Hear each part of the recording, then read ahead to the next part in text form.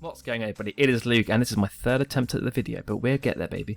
So what we're going to talk about today is my Q1 2021 summary results, breaking down my sales, my profits, my expenses, and also looking at the longer term, because if you ever joined me before for a video, you know that I focus on the long term. I don't look at monthly profits. I don't even really look at quarterly profits.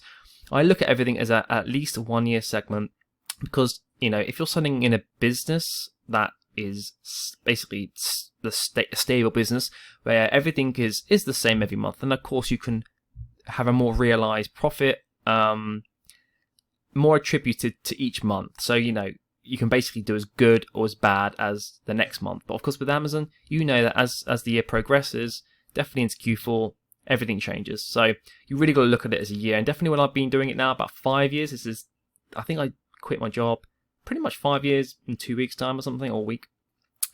You start to look at everything longer term, because by doing that and by taking steps, by seeing it as a year, by taking steps maybe in Q1 to help improve profits for Q4, Q3, that actually rewards more returns long term.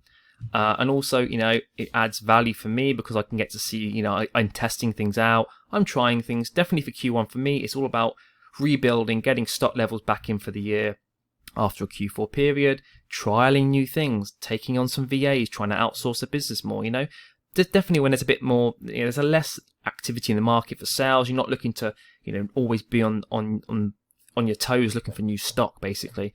And again, beautiful glasses, aren't they? Blue light. Do you like them? Trendy or not? I don't know. We'll see if they work. And of course, a new mic here.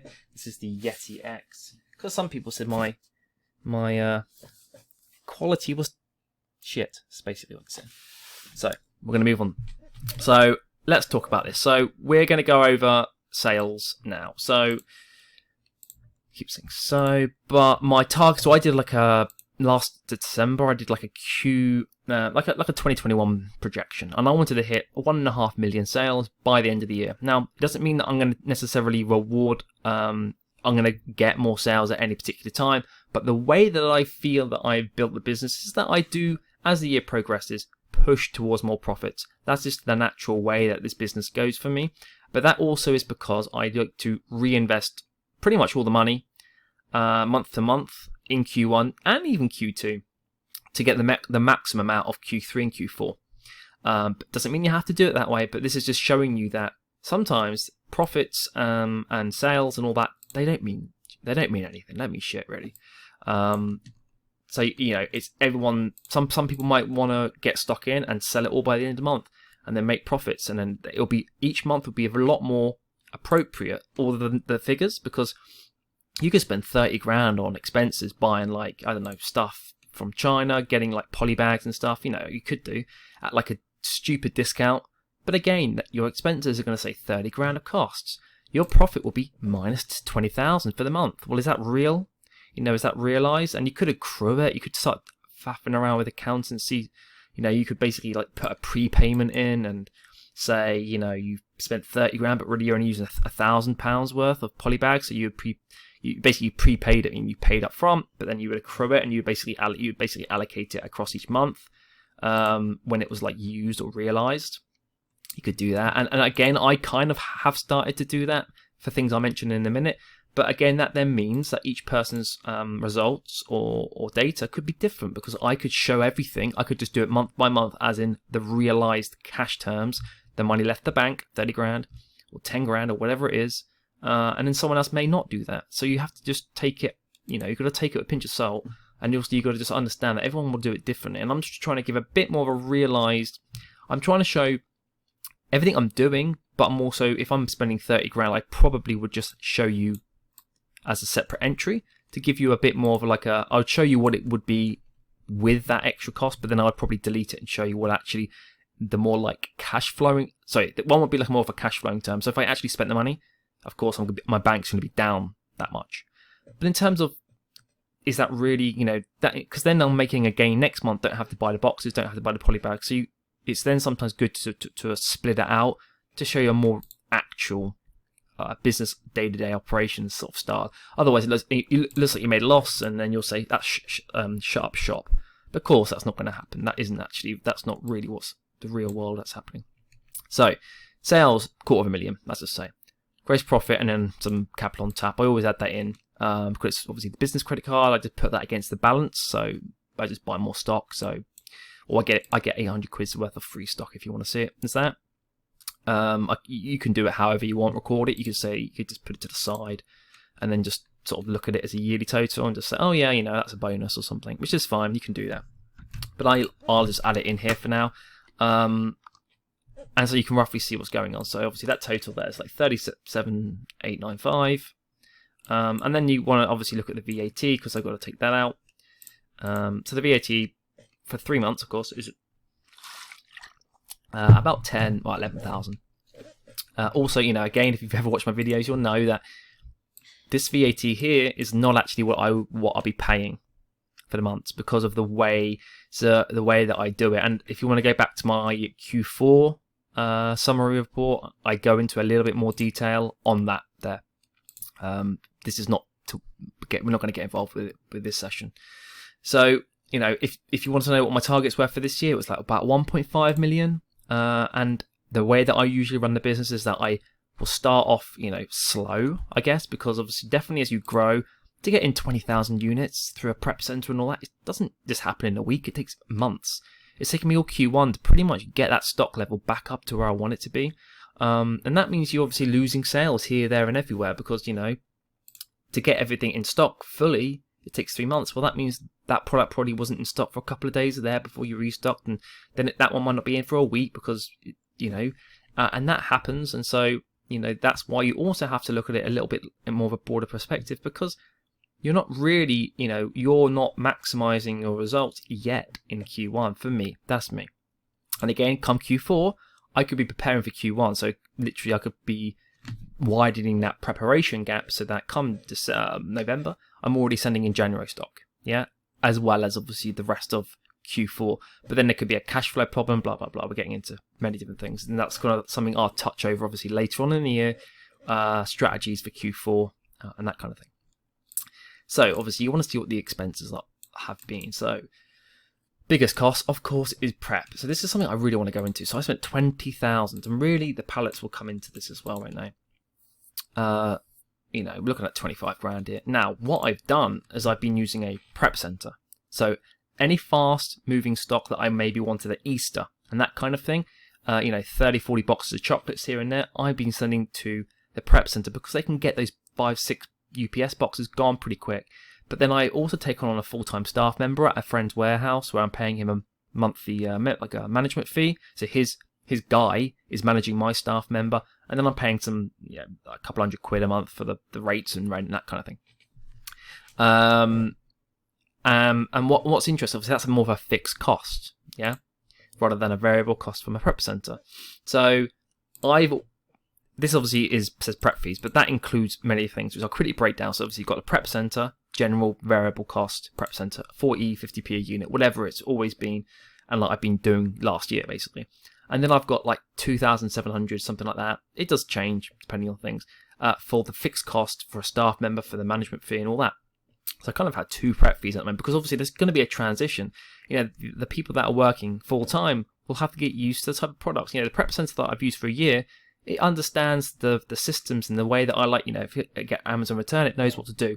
It checks the expiry dates, and if it's in good condition, they add it to the shipment tab. But obviously, the warehouse may not know that at the beginning. They might put it to the side and then go, oh look, we got some, and it takes time to really like get those cogs sort of working properly and efficiently, and then getting to the point where they know as soon as that comes in, they're going to prep it like this. They don't even have to look at the sheet; they're just used to it, and those things take months sometimes for people just to understand and to get really slick at what they're doing. And that's like any job, you in a job a couple of years, you do everything 10 times faster and it's effortless. That's kind of the thing that takes time. And obviously, but I'm happy to do that because it's more, not only am I trying to test things out, does it work, does it not work, what's happening. It's Q1, so I'm like, what, doesn't matter what the cost is. Obviously I don't want to be hemorrhaging cash, but again, I don't want to go, let's just use a prep center because it's easier. And what's also to note in here as well, which is the main thing I was going to talk about, is that I have to be buying now boxes for the warehouse, for the staff. to use, a prep center would obviously cover that, but now I'm paying for a staff member, I'm having to buy that up front. So I could be spending 3-4 grand on a batch of pallets for boxes. Well, again, those boxes are going to last months potentially the more I buy. Obviously, I get a discount if it's up to 5 pallets. So up to 5, I'm getting a discount. Any more, I think it's the same cost, or you could probably inquire. So I'm incentivized. As long as I've got the cash in the bank, I'm incentivized to buy more.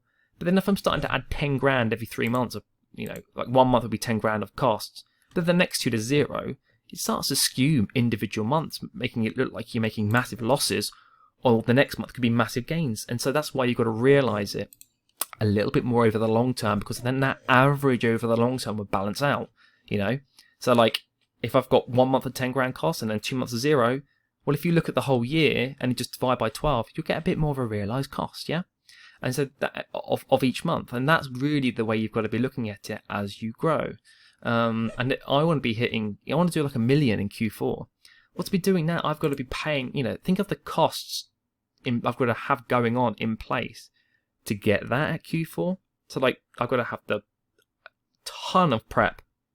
I'll probably have to buy 10 pallets of boxes because I'm going to be using them fast and I want discount. And so and then I might not have hardly any cost in Q4, so it looks like my profits are crazy. But again, that's why you've got to dilute it down and look at the yearly total. Okay? And so that's just something to really be aware of. And again, some of these costs that I've got VAs now. I've had them for a while, but I've got 3 VAs. Yeah, and I'm slowly just giving them a little extra piece of the puzzle, I'm getting to do some sort of expiry thing. So every month they go into my Profit Protector Pro, and they go through my purchases and my shipments on the prep side, and they basically find out what are the earliest date for expiry is, and then they add it into the little notes column in Profit Protector Pro. They're telling me that when it's done, I'll jump on and I'll go, right, let's just check that the stock levels match the duration left of before it expires. So if it expires in 5 months, I've got, I don't know, I go on and check how many do I normally sell in a month? 30. Well, I've got 200. Well, okay, we're going to have to start selling them a little bit more. Maybe I've got to bring down the price, be more competitive. Maybe I've got to break even on the first half. Maybe I've got to break even on 100 to make sure that I'm not left with 100 expired, which is then not only a loss of cost of goods, but also a loss of the removal fee, 45p or whatever it is. So I've like doubling down on the bad side of things and costs there. Why not break even in the first 100 now to be safe? Because maybe you overestimated, maybe you didn't know the expiry, because sometimes you don't know until you get it delivered, and then a car they might drive off and you can't hand stuff back, whatever the problems have been over COVID as well. And so you've really just got to adjust to those things. And so I'm adding these little layers over Q1, Q2, and Q3. I will, so that I can then focus more on the things that are going to create value. And also I can focus my energies on other areas. Maybe I do Elite Sellers Academy with Natalie Cromie. We're building, modules for that all the time, and we're doing lives every week to help, advanced sellers. And so there's things that I can do on the side. I'm building up, I'm learning to do a lot of trading these days and investing in stocks and shares. And I watch a lot of the fundamentals, the technical, basically everything. But it takes me hours and hours and hours because I'm trying to develop other areas for the future. Not now. I'm 32. I've got plenty of time. Touch wood and all that. But you get what I mean. And that just frees me up to when I need to pull the trigger to do the important things, I can, because everything else is covered.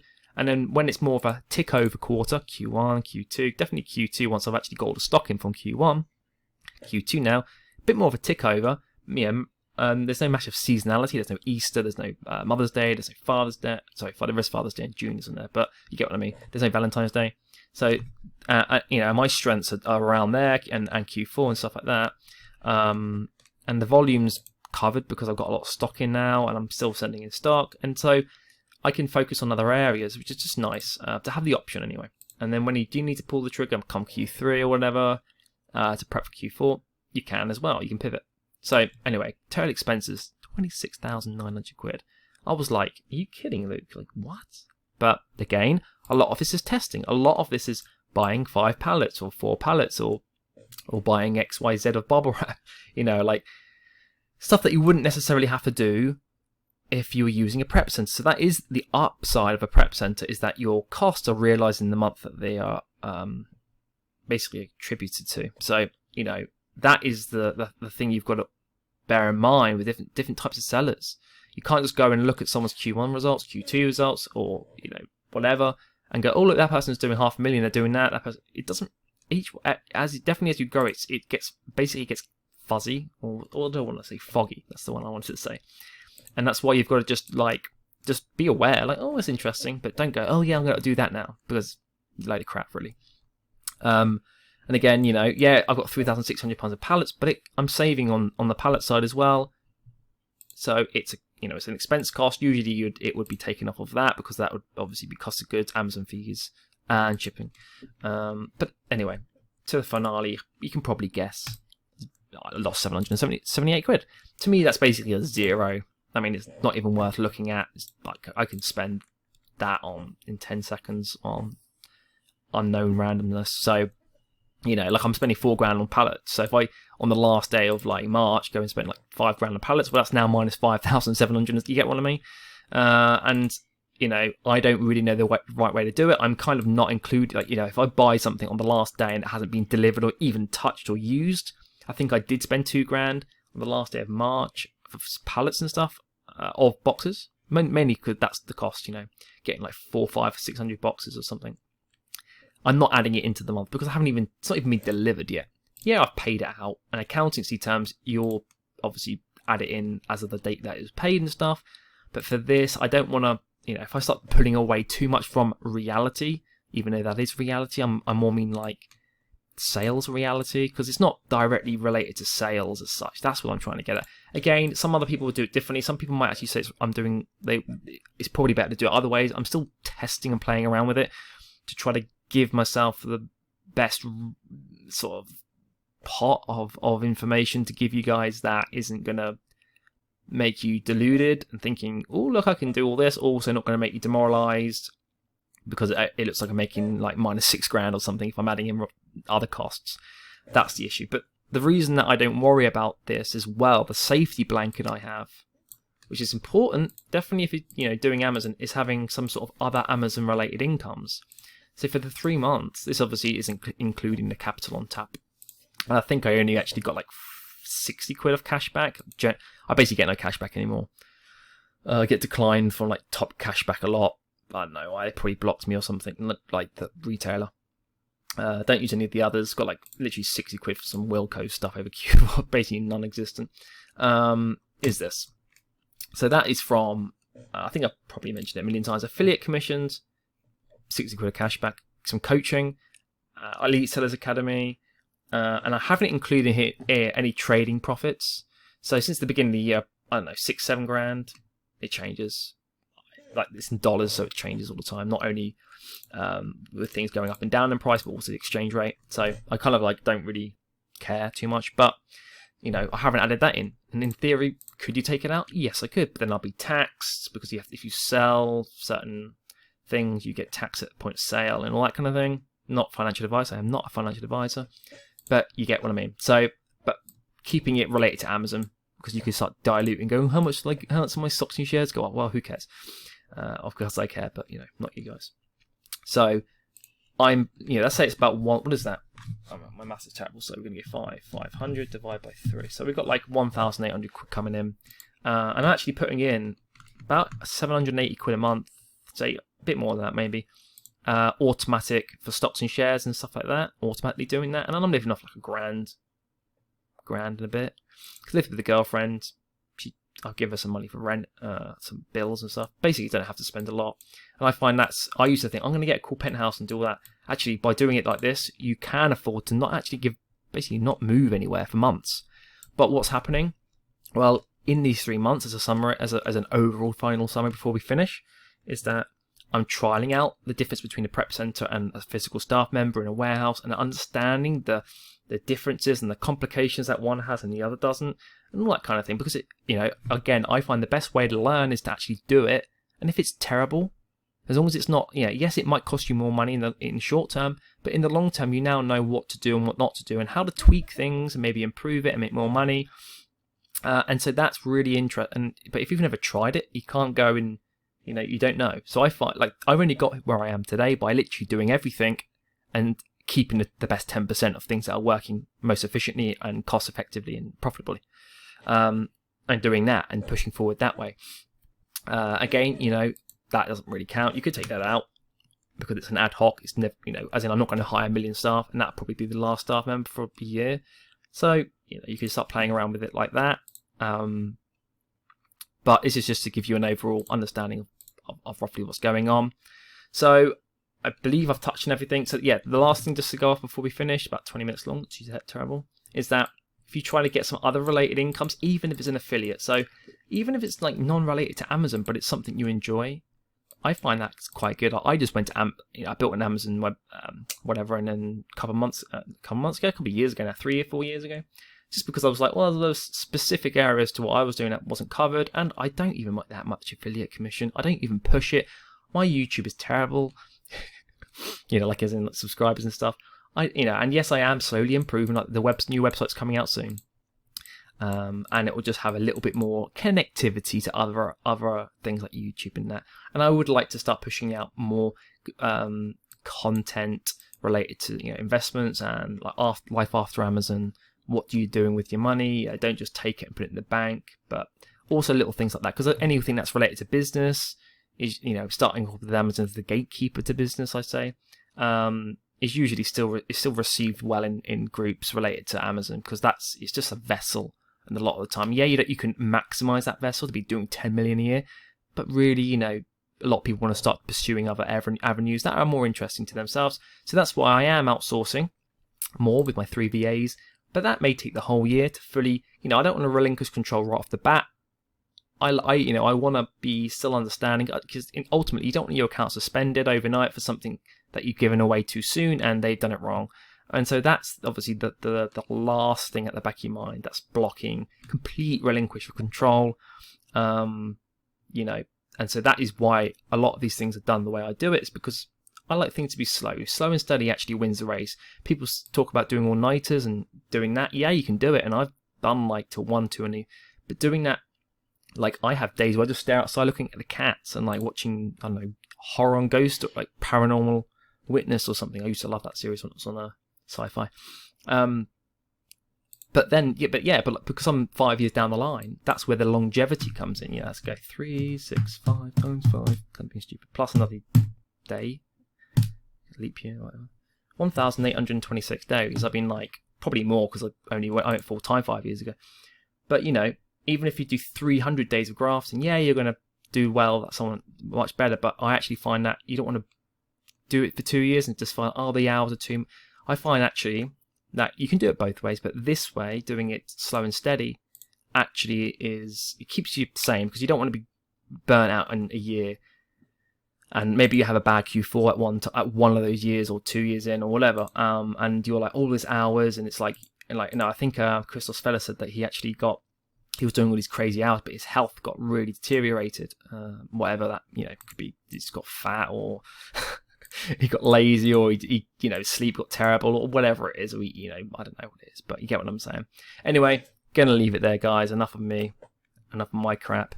Have a good day. Any questions, let me know below. And also just remember to take every seller's information and data with a little bit pinch of salt, because a lot of it, one, it can be manipulated. I could start smashing keys like, I did 74 million. Because you don't really know, do you? But just be careful. And also, when it comes to stuff like this, each seller will probably break it down slightly differently. Maybe they just completely keep it to the exact month, exact cost. But then it was a lot more work to figure out how many boxes you sent and stuff like that. It can be done. But just realize that's how, when you get to a bigger seller, that is the kind of things that happen, rather than a month-to-month cost, which can be a lot easier to identify and see when you're a small seller. Anyway, have a great day, people, and I'll see you on the next one.